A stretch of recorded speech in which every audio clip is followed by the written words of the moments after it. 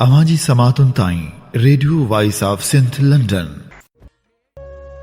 आगम एन अंग जिड़ो पिसण पिरिय जो सिण रिय सेद चे रूह न रचन रंग सैसी थिया सारंग जानी आयो जूअ में भलारे भिट धणी जे भलारे बैत सां मुंहिंजी आवाज़ मुसाफ़िर जंहिंजा माग ॿुधिजे पियो उन्हनि मिड़नी महिरबाननि खे सिक वरियो सलाम शाल क़बूल पवे।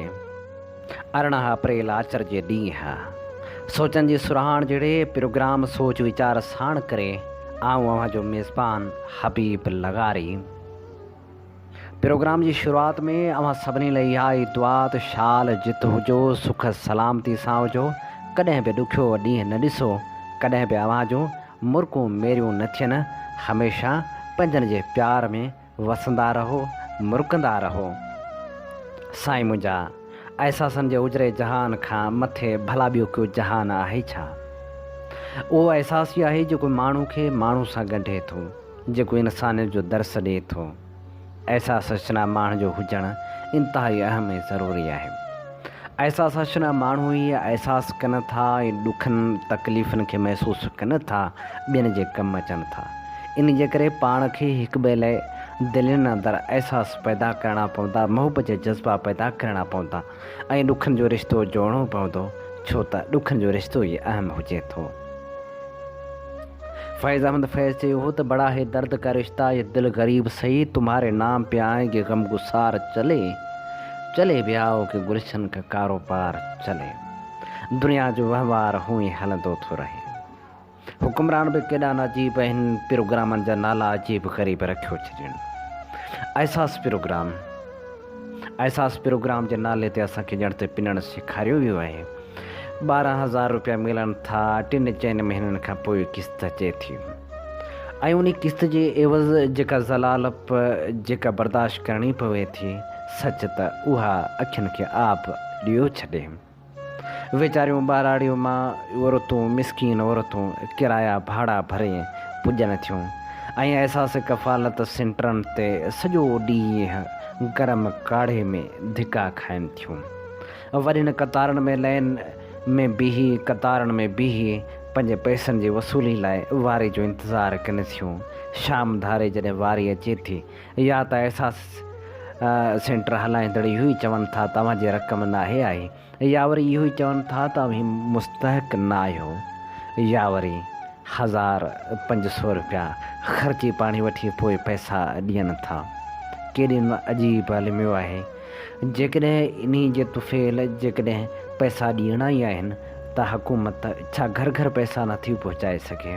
केॾो न वॾो अलमियो आहे। सोचण जी ज़रूरत इहा बि आहे जो असीं पिनण ते हिरी विया आहियूं।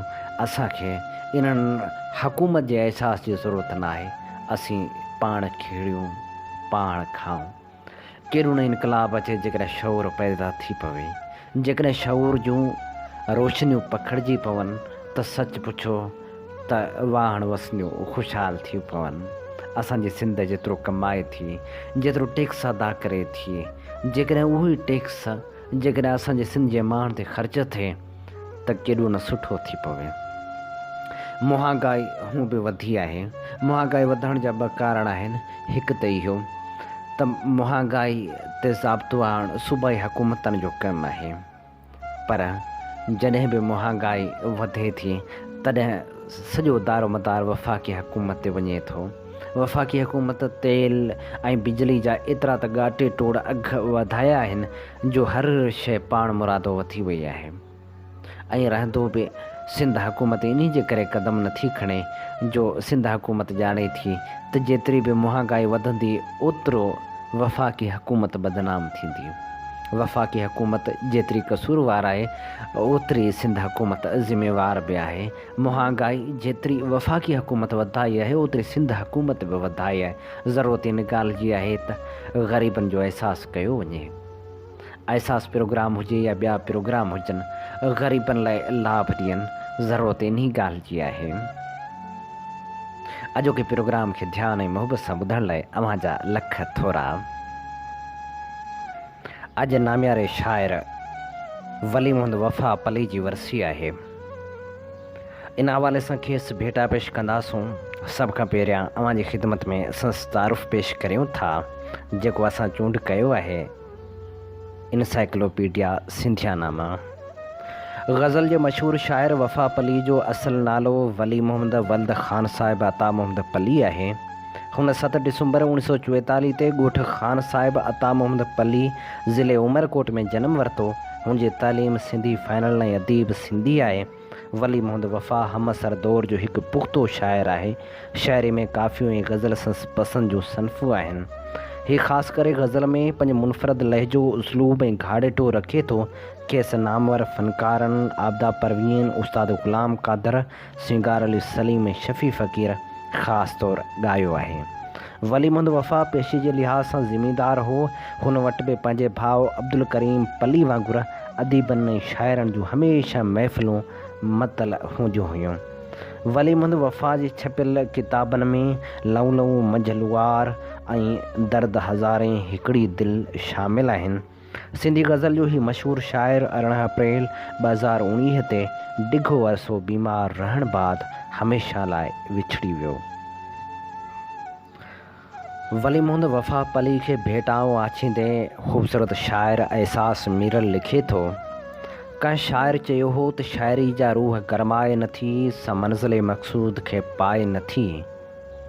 बालकपिण जे धुंधलियल यादनि जी दरी मां कुझु यादि पवे थो त सिंध जो अमर आवाज़ मैडम आबदा परवीन जा लफ़्ज़ समायतनि ताईं पहुचनि था, जंहिंजा ॿोल रूह सां चिंबड़ी वञण खां पोइ अखियूं ईअं टिमनि थियूं ॼण त नेणनि जा बंद भॼी पिया हुजनि। जॾहिं हिननि लफ़्ज़नि जो दर्द महसूसु कजे थो त सुॾकनि खे रोकणु मुश्किल थियो वञे। तुंहिंजो मुश्ताक़ दीद सारे थो आओ विछोड़े जो मौत मारे थो। आउं सम्झां थो हिननि ॿिनि सिटनि में ज़िंदगी जो सॼो दर्द समायल आहे ऐं हिननि सिटनि जो ख़ालिक़ उहो मोतबर नालो आहे जंहिं गज़ल जो ॻाठ ऊचो कयो। जी हा, वली मोहम्मद वफ़ा पली। जंहिंसां मिलण जी हसरत अधूरी रहिजी वई। हुन गज़ल जो ॿियो बंद आहे वक़्त वारनि जा वार सहबा पर दोस्तनि जो सलूक मारे थो।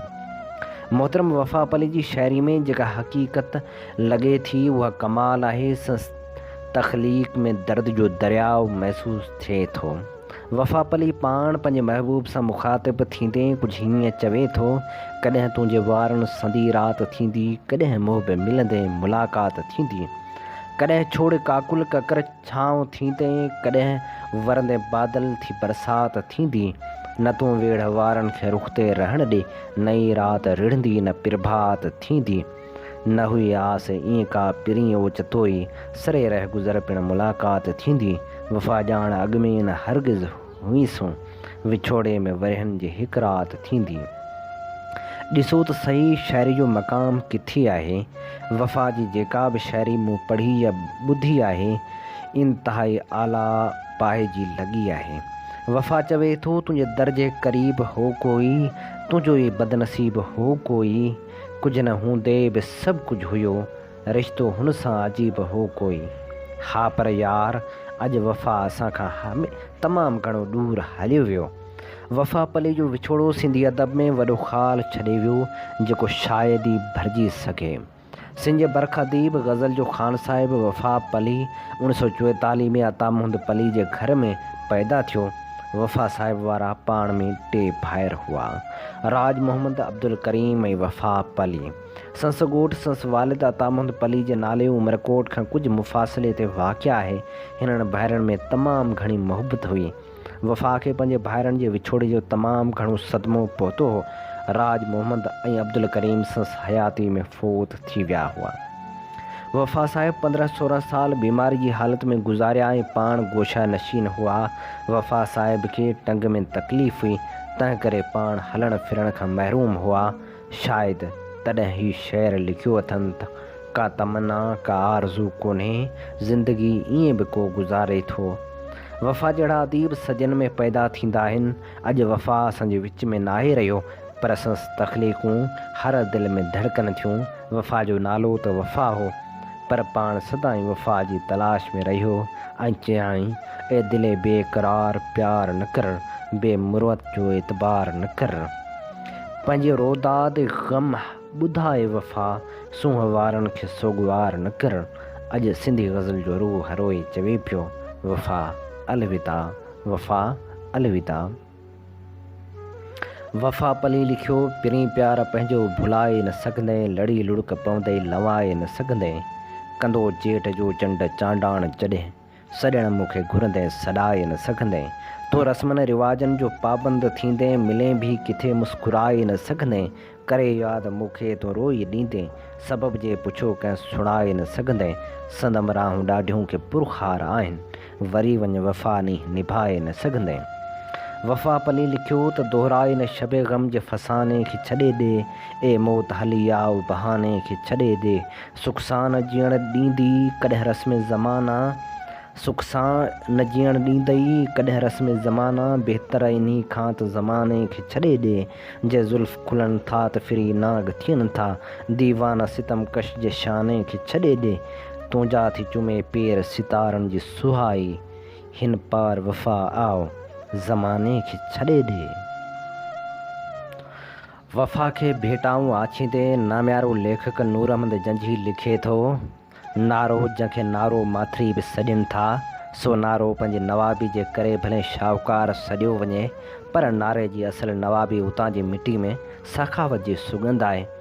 इल्म अदब फ़न ऐं सकाफ़त लाइ मुहबत ऐं मान खो आहे, जंहिं नारे खे न रुॻो नारो बणायो आहे, पर सकाफ़ती इज़हार जो पुरनार ठाहे छॾियो आहे।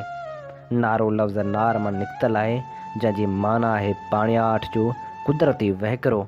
पोइ उहो पाणी हुजे या खीर हुजे, उन रीति नारो वाघे सखावत इल्म अदब ऐं फ़न जो नार रहियो आहे। नारे जी नवाबी नारे जे माण्हुनि जी दम जी अदब दोस्ती आहे।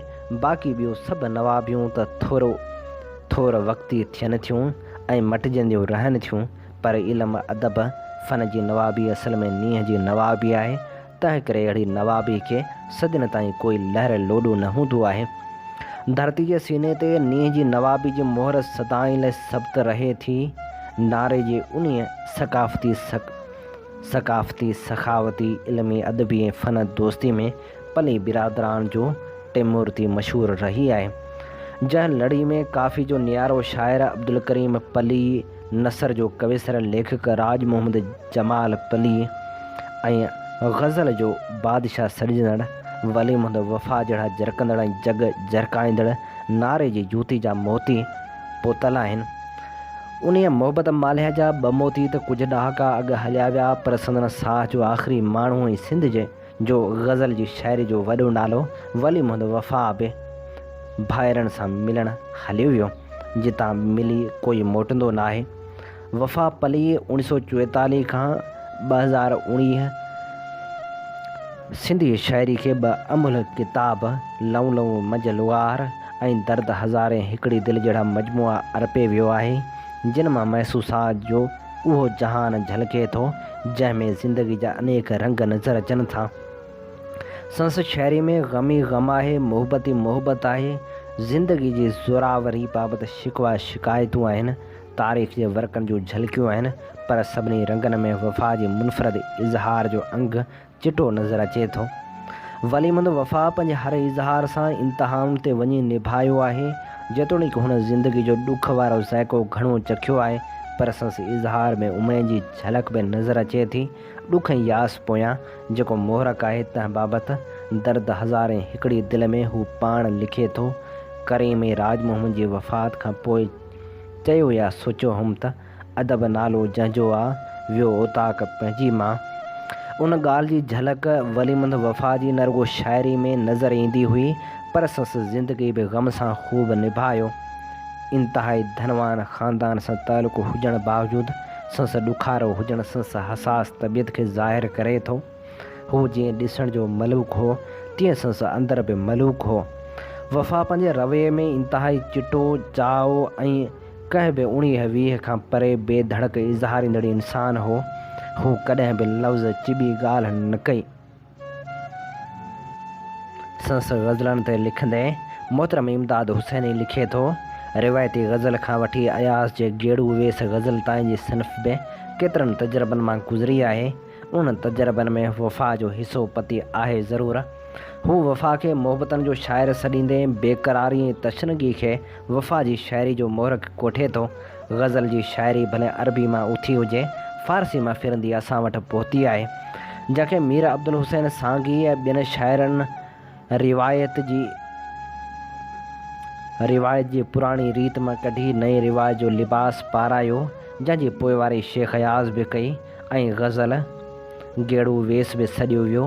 पर वफ़ा गज़ल में न्यारा ऐं प्यारा तजुर्बा कया आहिनि, जिन में रिवायती रंग बि आहे त गेड़ू वेस गज़ल खां हटी करे निज सिंधी रिवाज जे सुॻाइण मिसरी बि शामिलु आहे। वफ़ा जे गज़ल बाबति मोहतरम इमदाद हुसैनी लिखे थो त वफ़ा बुनियादी तौर ते गज़ल जो शाइर आहे ऐं सिंधी गज़ल जी हिकु अलॻि रिवायत आहे। रिवायती गज़ल खां नए गज़ल ताईं सिंधी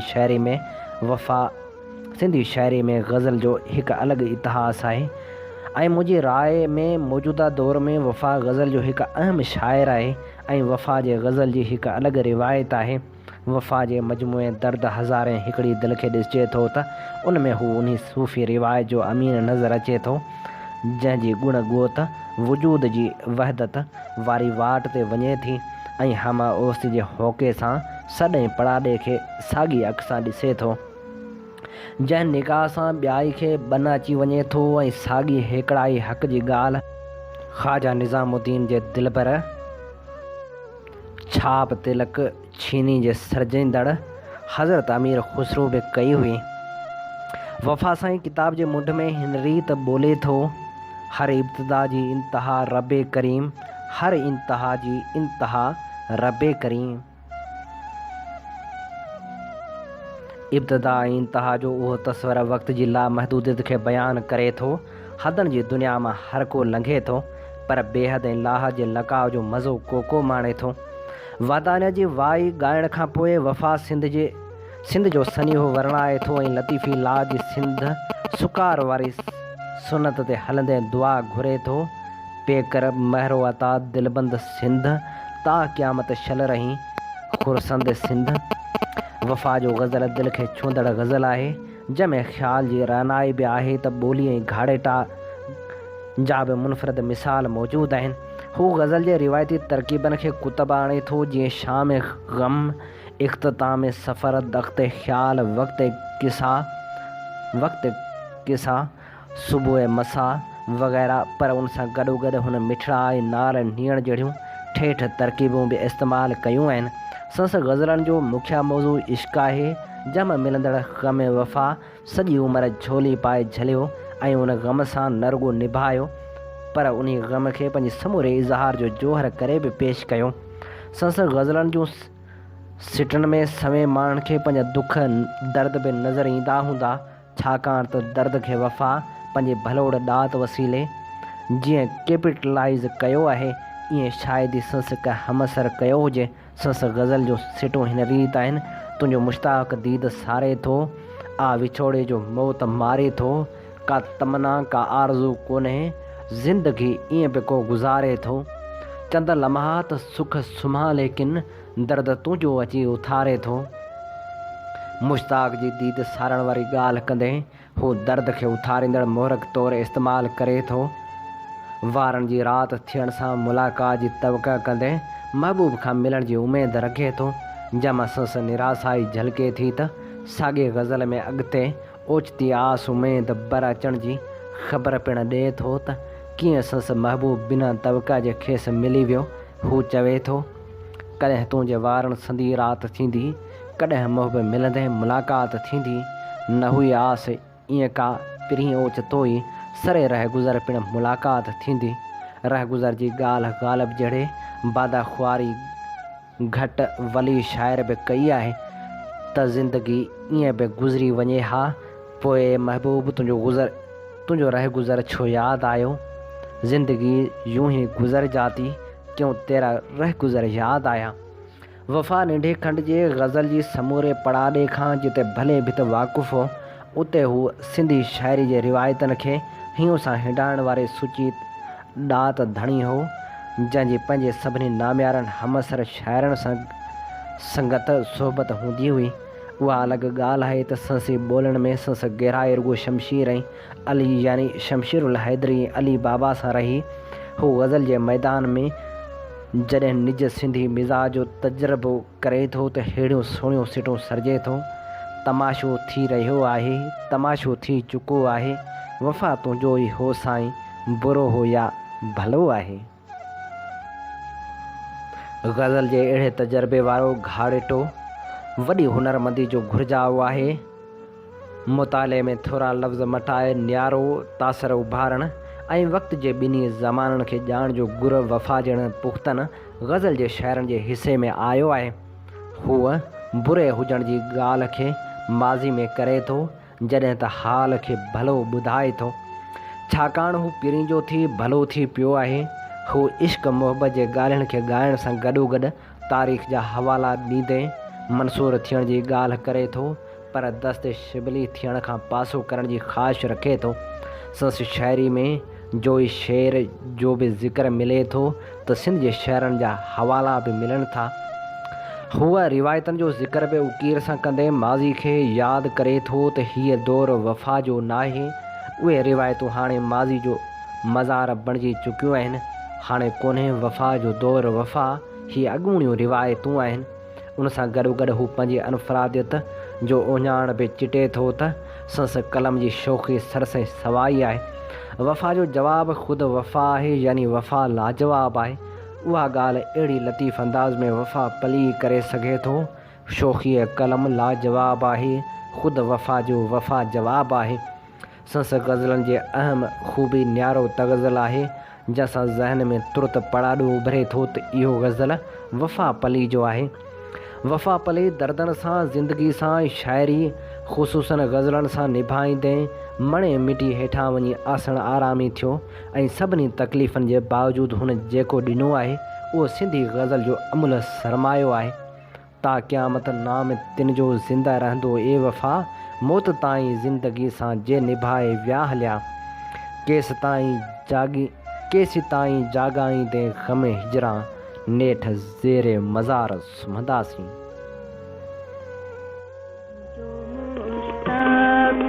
दीद सारे थो तुंहिंजो मुस्ताक, दीद सारे थो आव छोड़े जो मौत मारो, तुंहिंजो मुस्ताक, दीद सारे थो तुंहिंजो मुस्ताक।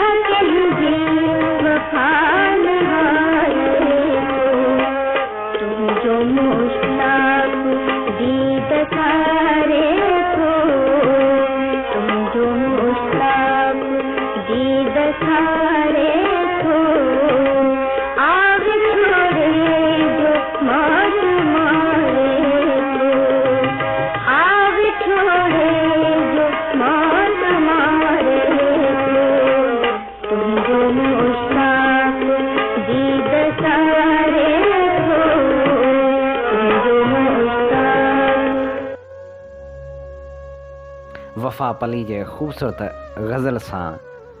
ही ख़ूबसूरत आवाज़ हो आबदा परवीन जो। अभी ॿुधी रहिया आहियो radio voice of Sindh London ऐं आउं जो मेज़बान हबीब लगारी। अवां जी ख़िदमत में असीं प्रोग्राम पेश करे रहिया आहियूं सोच वीचार। जेकॾहिं अवी असांजो गुज़िरियल प्रोग्राम ॿुधणु चाहियो था, हींअर ई यूट्यूब ते वञी सर्च कयो radio voice of Sindh London ऐं ॿुधो असांजा ख़ूबसूरत प्रोग्राम। उन सां गॾोगॾु असांजे यूट्यूब चैनल खे सब्सक्राइब करणु न विसारिजो। जेकॾहिं अवी सोच वीचार में शामिलु थियणु चाहियो था त असांजो व्हाट्सअप नंबर आहे 031232454303। जी हा, 0312 3245 303। जेकॾहिं अवी पाकिस्तान खां ॿाहिरि रहो था त पोइ पाकिस्तान जो कंट्री कोड 0092 ज़रूरु लॻाइजो। असांखे अव्हांजे मवाद उन सां गॾोगॾु अव्हांजे रायनि जो इंतज़ारु रहंदो, छो त अव्हांजा राया असांजी रहनुमाई करे सघनि था। ऐं हाणे प्रोग्राम में मवाद शामिलु करियूं था। जी हा, उहो मवाद जेको असांजे दोस्तनि असांजे ॿुधंदड़नि तोड़े शाइरनि मोकिलियो आहे।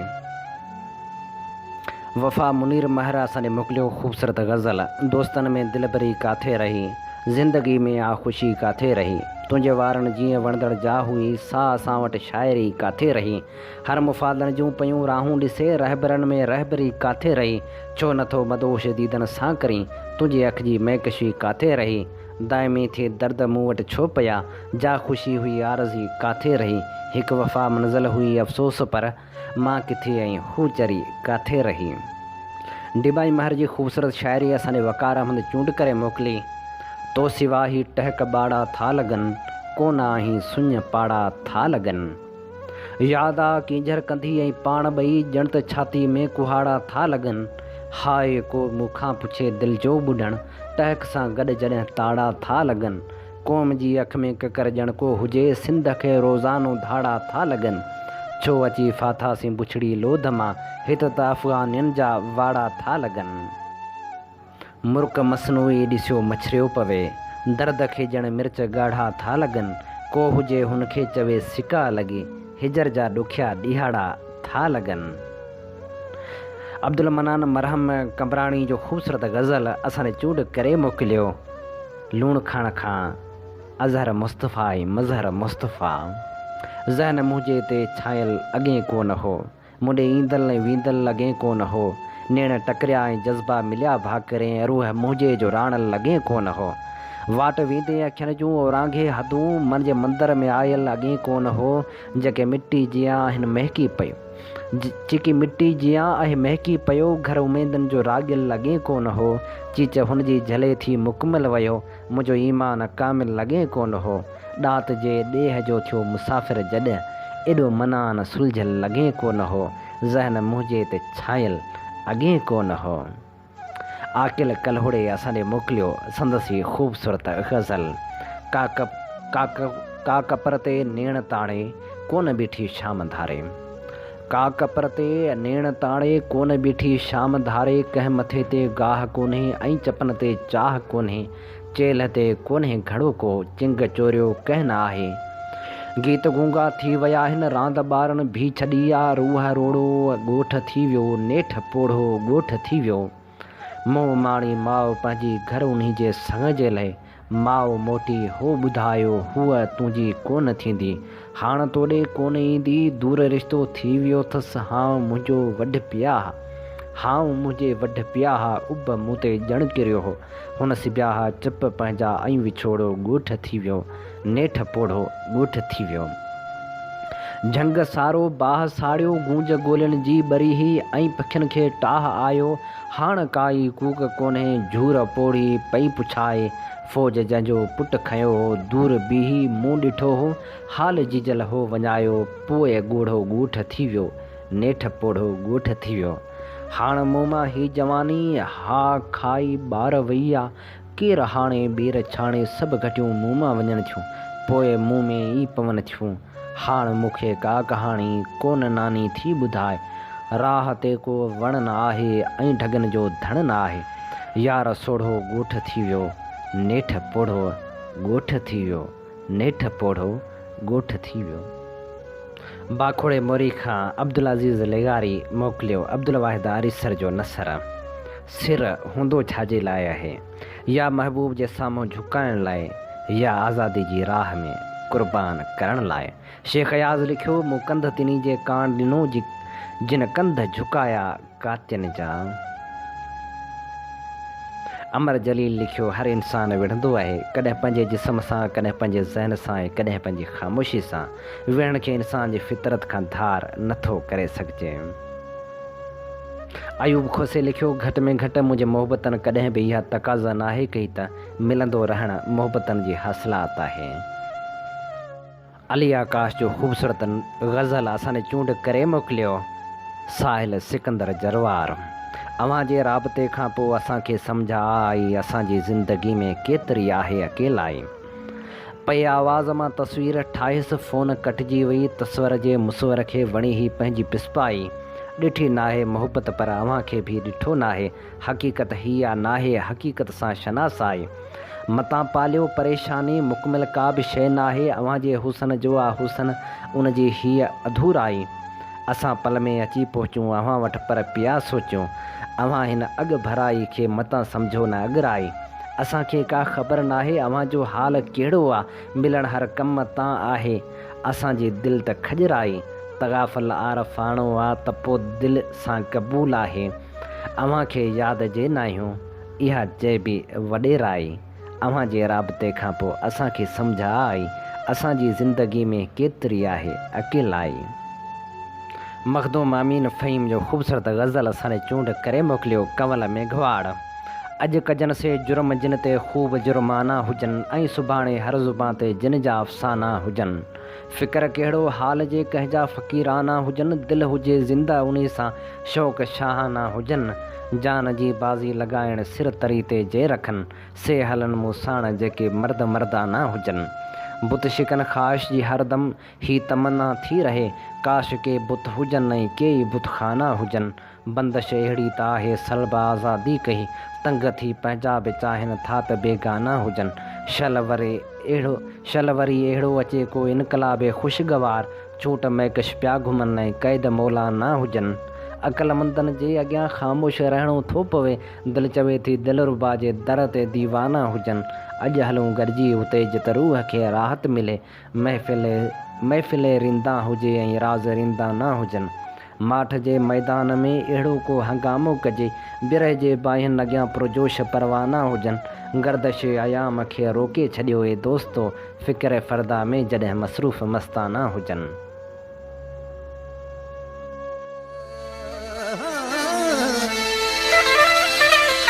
माण्हू मिलई न मोहबती,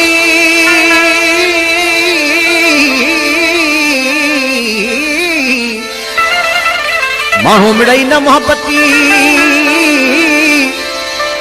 मिठा मिलई न अंब। ओ दादन दाढ़ी घणाई ड्रंब, पर सचो को संसार में। ज़माने खे ॾिठुम जाचे, सच्चाई कान थी ॾिसजे।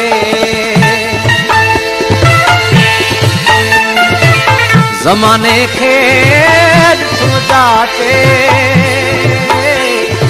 ओ सच्चाई कान थी ॾिसजे।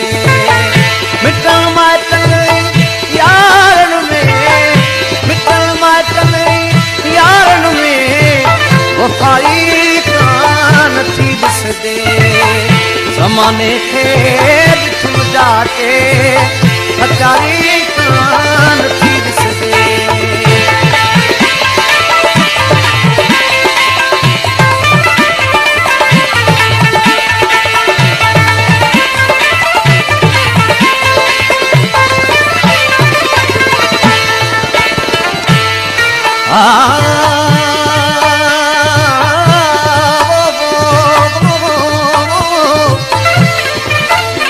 भुलियल आहे ज़मानो की न जाने थो हक़ीक़त खे, अदा भुलियल आहे ज़मानो की न जाने थो हक़ीक़त खे। करे नास नसीहत थो न सम्झे थो नसीहत खे।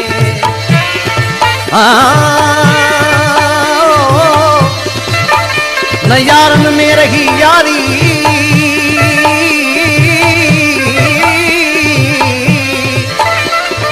यारन में रही यारी न माइटन में वफादारी ओ ॾिसी छॾियोसीं आख़िर नेठ सभिनी जी फज़ीलत खे काॾे विया बाग़ीचा काॾे विया गुल उहा बुलबुल काॾे विया बाग़ीचा काॾे वियो गुल उहा बुलबुल अॼोकी सब्ज़ी ऐं सावक में यार सचाई कान थी ॾिसजे अॼोकी सब्ज़ी ऐं सावक में सचाई कान थी ॾिसजे मिटनि माइटनि यारनि में वफ़ाई कान थी ॾिसजे ज़माने खे ॾिठुमि जाचे वफ़ाई कान थी ॾिसजे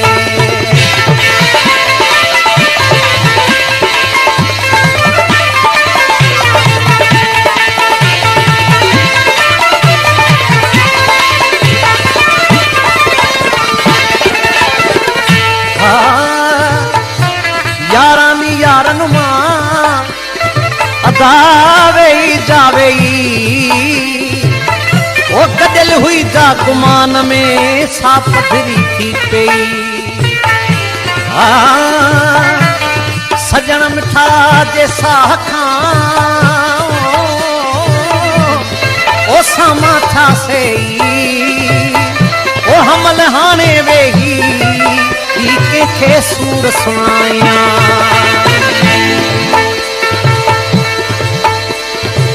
अॼोका दोस्त दिल वारा रखन था दिल में जगाई था अॼोका दोस्त दिल वारा रखन दिल में जगाई था चवन था तो सां लॻे सिरड़ो पर छाई कान थी ॾिसजे चवन था तो सां लॻे सिरड़ो पर अछाई कान थी ॾिसजे मिटनि माइटनि ऐं यारनि में मिटनि माइटनि ऐं यारनि में वफ़ाई कान थी ॾिसजे ज़माने खे ॾिठुमि जाचे सचाई कान थी ॾिसजे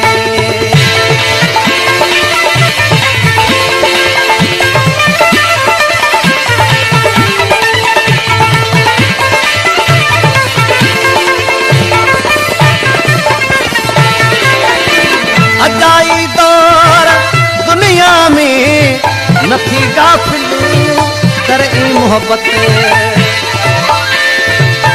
अजाई दौर दुनिया में नथी गाफिल कर इन मोहब्बत सिवाय मालिक रखण मोहब्बत चङाई कान थी ॾिसजे सिवाय मालिक रखण मोहब्बत बि चङाई कान थी ॾिसजे मिटनि माइटनि ऐं यारनि में ओ मिटनि माइटनि ऐं यारनि में वफ़ाई कान थी ॾिसजे ज़माने खे आज़ाद ॾिठुमि जाते सचाई कान थी ॾिसजे ज़माने खे ॾिठुमि जाते सचाई कान थी ॾिसजे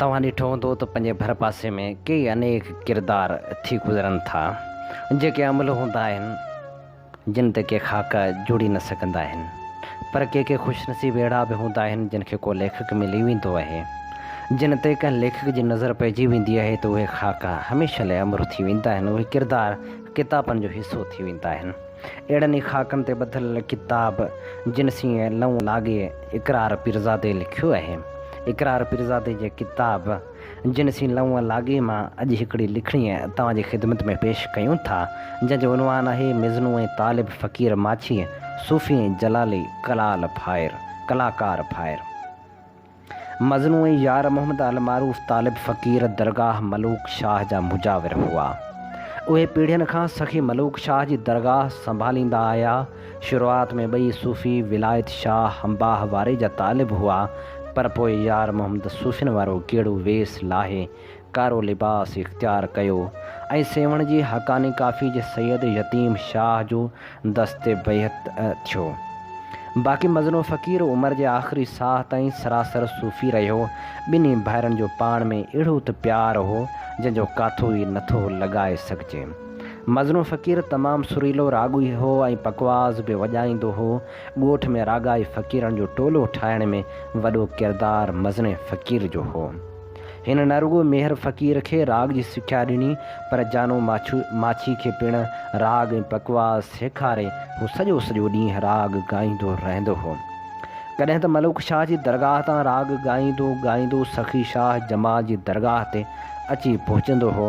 उन दौर में जॾहिं साईं सूफ़ी विलायत शाह हंबाह वारो पंहिंजे फ़क़ीरनि सां ॻोठ में ईंदो हो त मज़नो फ़क़ीर पंहिंजो टोलो वठी मोहिन दड़े खां संदन इस्तक़बाल कंदो हो ऐं पोइ समूरा सूफ़ी उतां ई जोड़ भरे ॻाईंदा वॼाईंदा ॿलहड़िजी पहुचंदा हुआ। जिते माण्हुनि जा मेड़ गॾु थी वेंदा हुआ ऐं सूफ़ी शाह जमाल ऐं भरपूर फ़क़ीर जे मैख़ाने ते मंज़िलूं कंदा मलूक शाह जी दरगाह ते पहुचंदा हुआ जिते सॼो ॾींहुं तोड़े राति राॻ विराग जारी रहंदो हो। मज़नो फ़क़ीर उस्ताद अलण सां गॾु नाचनि जो टोलो वठी सॼी सिंध में निकिरी पवंदो हो।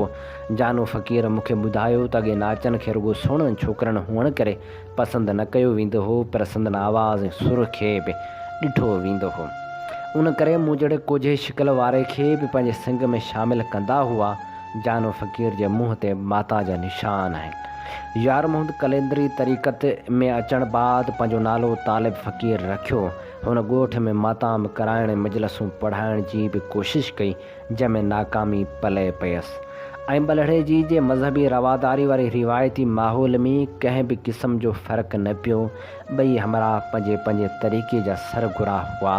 उन करे मलूक शाह जी दरगाह ते सूफ़ी ऐं जलाली फ़क़ीर ईंदा रहंदा हुआ। सूफ़ियनि जी मेज़बानी मज़नो फ़क़ीर ऐं जलालियुनि जी मेज़बानी तालिब फ़क़ीर कंदो हो। मलूक शाह जी दरगाह ते अॼु बि 2 लांडियूं ठहियल आहिनि जिन मां हिकु सूफ़ियनि ऐं ॿी जलालियुनि जी सॾिजे थी। सूफ़ियनि वारी लांडी में सुर संगीत जारी रहंदो हो ऐं जलाली फ़क़ीर बि पंहिंजी लांडी में तबरा कंदा रहंदा हुआ। मज़नो फ़क़ीर ऐं तालिब फ़क़ीर बि सॼो ॾींहुं हिक ॿिए सां झेड़ो लायो वेठा हूंदा हुआ पर उहो रुॻो लफ़्ज़नि जो झेड़ो हूंदो हो। हक़ीक़त में ॿई हिक ॿिए खे ॾाढो प्यारु कंदा हुआ। मज़ने फ़क़ीर खे गेड़ू वेस में मलबूस ॾिसी तालिब खे चिड़ाईंदे चवंदो हो सॼो गेड़ो थी वियो आहे।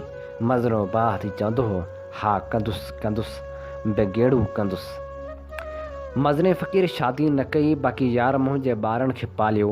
यार मोहम्मद फ़क़ीर बि माण्हुनि जी ख़िदमत कंदो हो पर संसि कुझु ॻाल्हियूं चिड़ाइण जहिड़ियूं हूंदियूं हुयूं। जीअं हिकु पोड़े खे सियारे में राह जो मच ॿारे ॾिनाई ऐं उन हमरा जॾहिं पेर गरम करण लाइ मच मथां रखिया त तालिब इहा ॻाल्हि बर्दाश्त न करे सघियो ऐं पाणी जो खड़ो खणी मच मथां हारे बाह विसाए चयाईं। ॿियो त जेकॾहिं कचहरी में को कांभ ॿधी वेंदो हो त उनखे बि बर्दाश्त न करे सघंदो हो। मज़नो फ़क़ीर नूरजहां जे राग जो आशिक़ हो। हुनखे वॾी ख़्वाहिश हुई त हू नूरजहां खे अखियुनि सां ॾिसे पर अफ़सोस जो जंहिं साल मज़ने फ़क़ीर लाॾाणो कयो उन साल ई ॻोठ में टेलीविज़न अची चुकी हुई पर मज़नो फ़क़ीर नूरजहां जो मुखड़ो पसी न सघियो। ख़ान साहिब मंज़ूर अली ख़ान खे पसंदि कंदड़ मज़ने फ़क़ीर बाबति ॻोठ जे विरागी फ़क़ीरनि जो चवणु हो त जॾहिं उस्ताद अलण ऐं मेहर फ़क़ीर जो महफ़िल में राग न लॻंदो हो त मज़नो यकतारो खणी ॻाइणु लॻंदो हो ऐं महफ़िल खे मंडे छॾींदो हो। हू कुफ़र वारा ॿोल ॿुधाईंदो हो जंहिंखे फ़क़ीर हमा ओस्ती ॿोल चवंदा आहिनि। यार मोहम्मद तालिब फ़क़ीर ऐं मज़ने फ़क़ीर 1979 में हिक ॿिए पुठियां वफ़ात कई। मज़ने फ़क़ीर खां पोइ बि ॿलहड़ जी राग जो मर्कज़ रहियो पर ॻोठ जो को बि बहितर ढोलक नवाज़ उसरी न सघियो। अॼु बि मलूक शाह जी दरगाह ते उहे ई लांडियूं मौजूदु आहिनि पर उते उहा तालिब वारी सफ़ाई ऐं छंड फूक न आहे। अॼु बि हर जुमे ते राग जी महफ़िल थींदी आहे पर मज़ने फ़क़ीर वारी मुहबत ऐं उहो जोश जज़्बो न आहे। बाक़ी रिवायत खे नज़र में रखंदे लोक लजा खां को कलाक खन महफ़िल थींदी आहे जॾहिं त सॼे ॻोठ खां घणी मिल्कियत दरगाह मलूक शाह जी आहे जेके संस मुजाविर खाइनि खपाइनि था पर पंहिंजे वॾनि वारो मज़ो क़ाइमु न रखी सघिया आहिनि। ऐं हाणे प्रोग्राम में शामिलु करियूं था नाम्यारे लेखक निसार खोखर जो मज़मून, जंहिंजो उनवान आहे रईसाणी राज में आयल नवां लाड़ा ऐं सिंध में बहितर हुकुमरानी जो ख़्वाब। उन ॾींहुं लाड़काणे पुलिस जे उन सरबराह जी एतिरी तकड़ में बदिली थी जो संस जॻह ते ॿियो ऑफिसर मुक़ररु करण जो बि इंतज़ारु न कयो वियो। आमतौर पुलिस ऑफिसरनि जे बदिलियुनि मुक़ररनि ते IG सिंध जी सही थियल हूंदी आहे, पर लाड़काणे पुलिस जे अॻूणे सरबराह मसूद बंगश वारे आर्डर ते फार करे सही कंहिं ॿिए ऑफिसर जी कयल हुई। जेके माण्हू इन सतह जे अमलदारनि जे बदिलियुनि मुक़ररनि जे बारीकियुनि मां वाक़िफ़ आहिनि, उहे सम्झी सघनि था त अंग्रेज़ी लफ़्ज़ इन सेरेमोनियल वारी बदिली थियल हुई, यानी बिग बॉस वटां सिर्फ़ु हा थी ऐं आर्डर जल्दी में व्हाट्सअप कराए वायरल कयो वियो। मसूद बंगश सिंध जे मुख़्तलिफ़ ज़िलनि में पुलिस ऑफिसर थी रहियो आहे ऐं ॾोहारियुनि सां सिधो विढ़े या उन्हनि खे हाफ फ्राई फुल फ्राई करण सबबि पिणु हू मशहूरु रहियो। सियासी माण्हुनि में साख तॾहिं वधी जॾहिं अॻूणे वज़ीर आला सैयद क़ाइम अली शाह खेसि पंहिंजे ज़िले ख़ैरपुर में मुक़ररु करायो। बाद में हुनखे घोटकी ज़िलो मिलियो। लाड़काणे में चवनि था त हू 3 साल अॻु उन वक़्तु आयो जॾहिं सिंध जे हुकुमरान जमायत पीपल्स पार्टी अंदरि चेयरमैन बिलावल भुट्टो ज़रदारी खे ख़राबु हुकुमरानी जो शिकायतूं मिलियूं ऐं हुन पंहिंजे ज़िले खे ॿिनि जे असर खां ॿाहिरि कढियो ऐं पंहिंजी मर्ज़ी जा ऑफिसर मुक़ररु कराइण लॻो। उन ॾींहनि में बिलावल जी कचहरी घोटकी जे मोहम्मद बख़्श महर सां घणी हूंदी हुई, जंहिं वटि मसूद बंगश जी घोटकी मुक़ररी वारी सिफ़ारिश खणी जॾहिं मोहम्मद बख़्श महर पहुतो त हुन दोस्ताणी हुजत में अंग्रेज़ी में चयो हुअसि त अच्छा, जेकॾहिं उहो एतिरो सुठो ऑफिसर आहे त पोइ मूंखे लाड़काणे में घुरिजे थो। काफ़ी सालनि बाद लाड़काणे में कंहिं पुलिस ऑफिसर जी उहा मुक़ररी ब्रीफ केस ॾियण खां सवाइ थी हुई, पर शर्त इहो रखियो वियो त MPAs MNAs कम में दख़ल अंदाज़ी न ॾींदा। अमली तौरु लाड़काणे में थियो बि ईअं जो कुझु MPAs MNAs त ख़ुदि बिलावल खे दाह ॾियण विया त हीअ ऑफिसर असांजी त नथो ॿुधे, पर मुख़ालिफ़ धुर जे वॾेरनि या MPA जी एतिरी थो ॿुधे जो फ़ैसिला उन्हनि ॾांहुं थो मोकिले। उन अंदाज़ सां बिलावल पंजाब मायल ऑफिसर नोमान खे DC करे रखियो ऐं खेसि बिना कंहिं मक़ामी सियासी मुदाख़लत जे कमु करण जी हिदायत कई। उन वक़्तु वफ़ाक़ी हुकूमत ऐं वफ़ाक़ी वॾा भाइर पीपल्स पार्टी ते एतिरो नाराज़ हुआ जो अधे वॾे खे रावलपिंडी इस्लामाबाद में गिरफ़्तार करे पेशियूं पिया भोगराइनि, त वरी सिंध में ओमनी ग्रुप जे दफ़्तरनि ते छापा हणी तासर ॾेई रहिया हुआ त सिंध हुकूमत कंहिं कम जी न आहे, सिर्फ़ु हिकु ख़ानगी कंपनी उनखे हलाए रही आहे। उन ॾींहनि में बिलावल पंहिंजे ज़िले में त मोचारी साख वारा ऑफिसर लॻराया, पर ख़ुदि समूरी सिंध में मुख़्तलिफ़ मामलनि जी पाण निगरानी कंदो रहियो ऐं पंहिंजी पार्टी अंदरि ॿिनि असर वारनि खे अमली तौरु ड्राइविंग सीट तां पोइते करे विहारियईं। उन ॾींहनि में हुकुमरान जमायत पीपल्स पार्टी अंदरि सतायल अॻुवान वारी लाबी में हिकु ख़ुशी जी लहर छायल हुई जो सालनि बाद उन्हनि खे बि इक़्तिदारी हिसोपती मिलणु शुरू थियो। बिलावल भुट्टो पंहिंजी पार्टी जे कंहिं MNA MPAs बदिरां पंहिंजे सियासी सेक्रेटरी खे लाड़काणे जा मामला ॾिसण ऐं निगरानी करण जी ज़िम्मेवारी सौंपे छॾी। लाड़काणो पीपल्स पार्टी जो घर या अबाणो धक आहे, जिते जॾहिं का चुरपुर थींदी आहे त माण्हू सम्झी वेंदा आहिनि त हाणे इक़्तिदार जी असल वाग कंहिंजे हथ में आयल आहे। लाड़काणे जा मामला हुकुमरान जमायत पीपल्स पार्टी पंहिंजे इक़्तिदार जे हाणोकनि 12-13 सालनि में मुख़्तलिफ़ मैनेजरनि मार्फत तब्दील कंदी रही आहे। जॾहिं वफ़ाक़ में रईस वॾे जो राज हुयो त हुन पंहिंजी कंपनी जे हिकु मैनेजर पर लाड़काणे वासी डॉक्टर खे मुक़ररु कयो। इक़्तिदार जे वेझो रहंदड़ माण्हुनि तब्दील थियल हवा जो रुख़ ॾिसी वठी हुन डॉक्टर तरफ़ डोड़ूं लॻायूं, जंहिंखे कुझु बिल्डरनि पंहिंजे पारां हिकु बंगलो बि गिफ्ट कयो त साईं लाड़काणे में तव्हांजी रिहाइश ज़रूरी आहे। उन ॾींहनि में कुझु माली मामला एतिरा बिगड़जी पिया जो रईस वॾे खे सबूतनि समेत ॿुधायो वियो त तव्हांजे मैनेजर उगाड़ी त कई, पर कंपनी वटि जमा कुझु न करायो अथसि। रईस बिना कंहिं हुल हंगामे जे पंहिंजे उन डॉक्टर मैनेजर खे एतिरो परे करे छॾियो जो जेको मक़ामी अॻवान जूं मुलाक़ातूं कराईंदो या वफ़दनि खे घुराईंदो हो, उनजी पंहिंजी नवंदेरो हाउस में दाख़िला बंदि थी वई। न सिर्फ़ु नवंदेरो हाउस पर ख़ुदि लाड़काणे ज़िले अंदरि दाख़िला बंदि थी वियसि, पर पोइ खेसि मुल्क छॾिणो पियो ऐं माफ़ियुनि तलाफ़ियुनि बाद खेसि सिंध अचण जी इजाज़त मिली। उन डॉक्टर ख़िलाफ़ माली बेक़ाइदियुनि जा सबूत वरी उन मक़ामी अॻुवाण फ़राहम कया जंहिंखे ख़ुदि उन मैनेजर मुलाक़ात कराई हुई, न त हू पार्टी अॻुवाण खे इलाज कंदो हो त किथे बॉडी गार्डनि वारे स्क्वाड में खेसि शामिल थियण जो मौक़ो मिले। रईस वॾे वारे मैनेजर जे तजर्बे बाद उन मक़ामी तौरु घटि अहमियत रखंदड़ अॻुवाण खे अॻिते आंदो वियो ऐं खेसि बदिलियल मुक़ररु खां वेंदे ठीकनि वग़ैरह ताईं जो मैनेजर करे रखियो वियो। माण्हू वरी बदिलियल हवाउनि जो रुख़ ॾिसी उन तरफ़ डोड़ लॻाई जेको ॿाण सां मिलण जुलण खां वेंदे पंहिंजे ख़ानदान जे ॿियनि माण्हुनि खे बि सियासत में अहिड़ो वठी आयो जो उन्हनि खे हाणे आउट करणु मुश्किल थी पियो हो। पर ओचितो बिलावल जी टीम जे एंट्री सबबि वरी उहा टीम पासे ते थी वई ऐं बिलावल जी टीम अॻियां अची वई।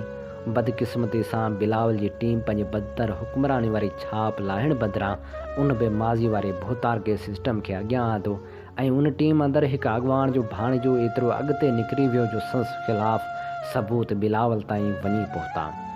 उन्हनि मक़ामी मनज़रनि सां गॾु वफ़ाक़ी सतह ते PTM खां अलॻि थी बीहण ऐं इस्टेब्लिशमेंट जे बयानीअ खे तस्लीम करण सबबि जॾहिं पीपल्स पार्टी खे रिलीफ मिलणु शुरू थियो आहे त हाणे सिर्फ़ु लाड़काणे जा न पर समूरी सिंध जा फ़ैसिला करण में पहिरीं वारी टीम हिकु भेरो ॿीहर अहिड़ी सरगर्म थी आहे जो माण्हू मुबैना तौरु ब्रीफ केस पोस्टिंग्स जे इंतज़ार में ब्रीफ केसूं भरियो उन टीम जे अॻियां पोयां फिरंदा पिया वतनि।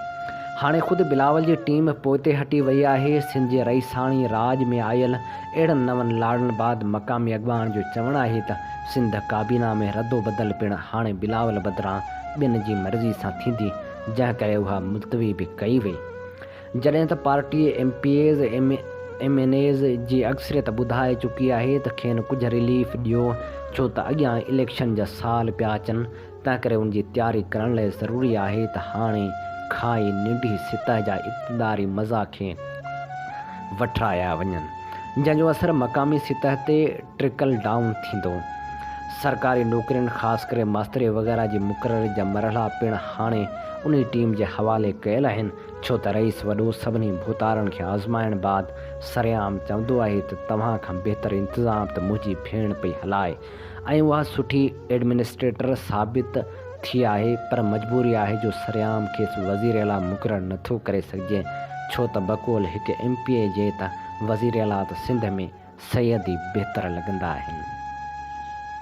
ऐं हाणे प्रोग्राम सोच वीचार में शामिलु करियूं था सिलसिलो हिकु शाइर में असांजे शाइर जी शाइरी शामिलु करे रहिया आहियूं। उहो आहे सईद मेमण। सईद मेमण लिखे थो त तुंहिंजी कविता जी मां कुठल आहियां, पोइ बि तोखां त मां रुठल आहियां। तूं न मूंखे तलाश कर काथे, ॼाणी वाणी तोखां लिकल आहियां। केतिरो ॾस्त मूंखे रोकींदे, मां चरिया समुंड जी उथल आहियां। मुंहिंजो नाज़ुक बदन आहे छा थी पियो, हौसले में त मां अटल आहियां। सईद मेमण लिखे थो तुंहिंजो तोहफ़ो ई ज़ंगिल ज़ंजीरी रही, इश्क काथे उहो यादगिरी रही। क़ौम ॾिसणी न सां कामयाबी कॾहिं, जंहिंजे अॻुवाण में बेज़मीरी रही। नंग गुरबत जा नीलाम थींदा रहिया, वाक ॾींदी वठंदी अमीरी रही। ना साॻी जनूनी तबियत उहा, दिलि जी धड़कन ॿिया हाणे धीरी रही। हथ छॾाए वई जंहिंखां औलाद भी, को सहारो तलाशींदी पीरी रही। सादगी फंद कोई न सिखियो कॾहिं, सईद साॻी असांजी फ़क़ीरी रही। हूअं हर को हिते मिलियो हूंदो, रूह हिकु शख़्स लाइ रुलियो हूंदो। मन असांखां वञाइजी वियो आहे, तुंहिंजे नेणनि में दग भुलियो हूंदो। तोखे ॼाणा अकेलो भोॻींदे, ॾुख न कंहिं साण तो सलियो हूंदो। केतिरा दोस्त हा विया काॾे, पाण हर कंहिं पिरी पलियो हूंदो।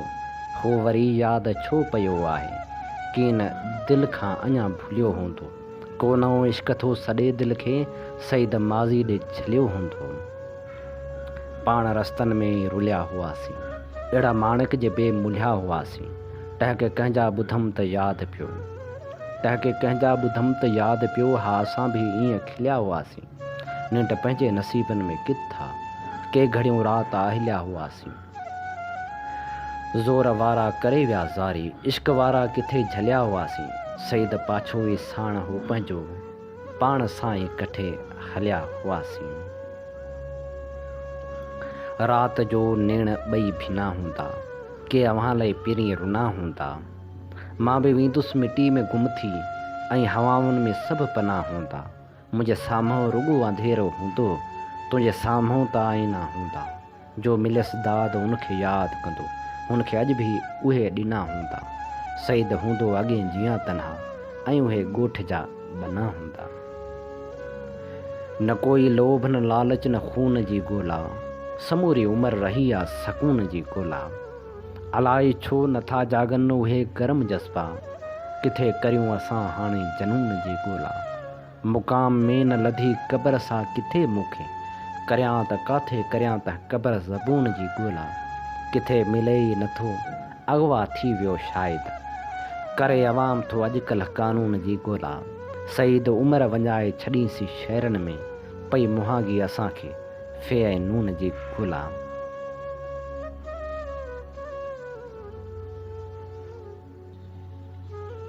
असां जेके नेणनि में सपना सजाया, न तिन माणे साबिया ॾिठासीं अजाया। अखियुनि जे अॻियां हुई राति वाट पंहिंजी, न जातोसीं कंहिं कंहिं कंडा विछाया।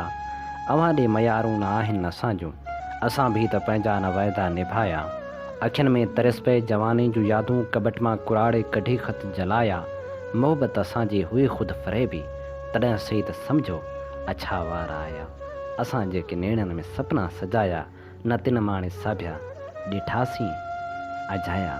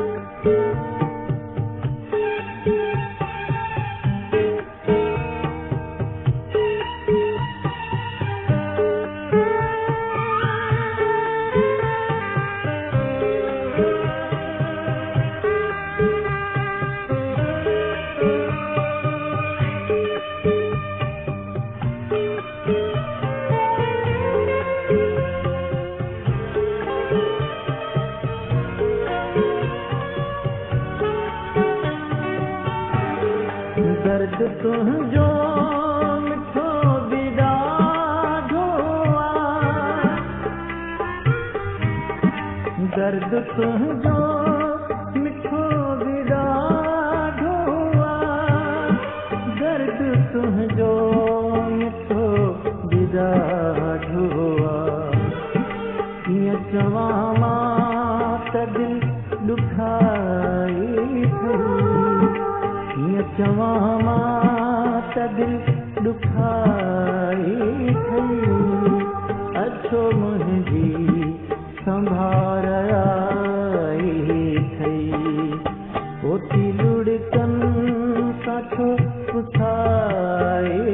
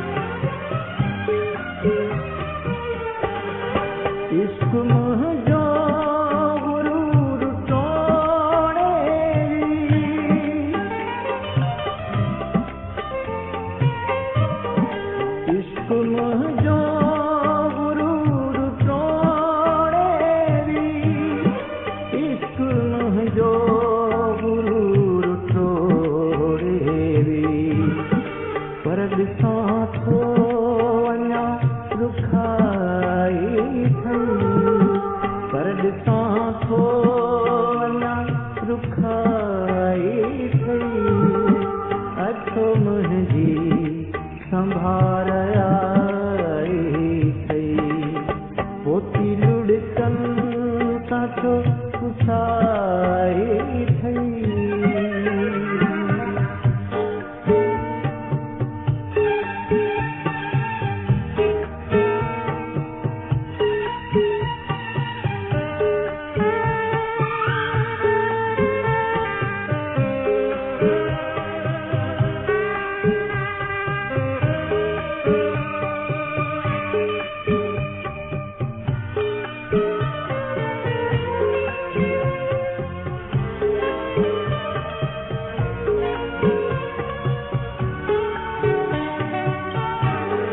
हासिला तुम तहत खणी छॾिजा हासिला तुम तहत खणी छॾिजा हासिला तुम तहत खणी छॾिजा मींहं में सरफ न रसाई ठही मींहं में सरफ न रसाई ठही अछो मुंहिंजी संभार आई ठही पोती लुड़कनि सां छो पुछाई ठही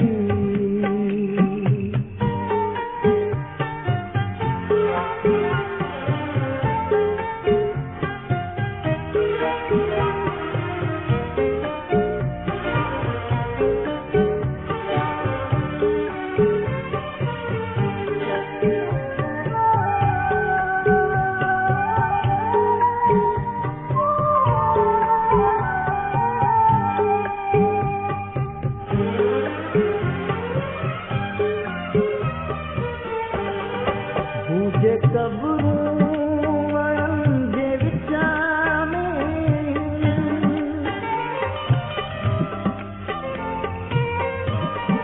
भूजे कबरूं वणनि जे विच में भूजे कबरूं वणनि जे विच में सईद जी जाइ हा तिहाई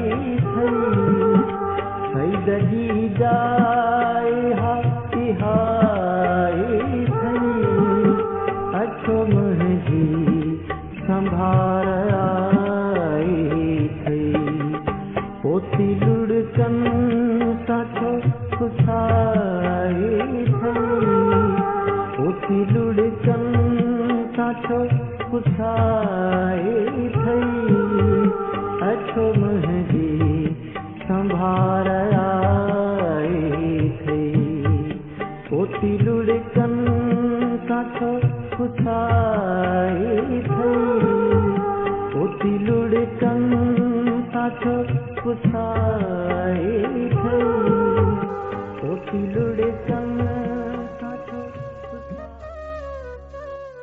आशिक़ निज़ामानी जी ख़ूबसूरत आवाज़ सां जो कि प्रोग्राम जा समूरा रंग हवाउनि में विखरी चुका पंहिंजे मेज़बान हबीब लगारी खे इन साॻी दुआ सां ॾींदा इजाज़त वसे भिट तुंहिंजी भलारी सदा सदा देस परदेस सारा वसन कॾहिं सिंध सिंजी न मेरी थिए कॾहिं मोड़ कंहिंजा न मुरझाए अचनि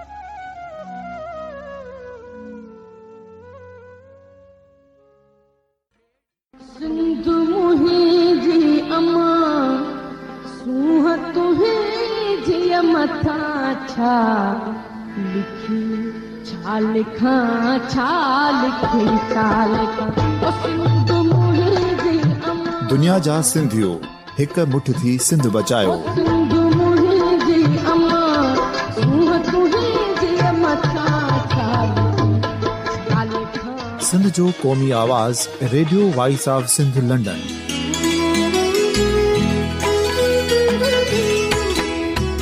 radio voice of Sindh London पंहिंजी नशरियात में सिंध जी सियासत समाज इक़्तिसादियात तारीख़ क़ौमी उमंगुनि ऐं इख़्लाक़ियात मुतलिक़ सिंध जी हक़ीक़ी तर्जमानी कंदे प्रोग्रामनि खे असराइतो बणाइण लाइ सिंध जे घण घुरनि ऐं धरतीअ सां प्यार कंदड़ अदीबनि, दानिश्वरनि, सहाफ़ियुनि, उस्तादनि, वकीलनि ऐं हर तबिके जे मानवारनि सजणनि खे सिंध में शऊरी इनकलाब लाइ सहकार जो सॾु ॾियूं था। अचो त गॾिजी सूफ़ियुनि ऐं संतनि वारी सिंध जो ओज हिकु मुठ थी वरी वापसि आणण वारे सफ़र जा साथारी बणिजऊं।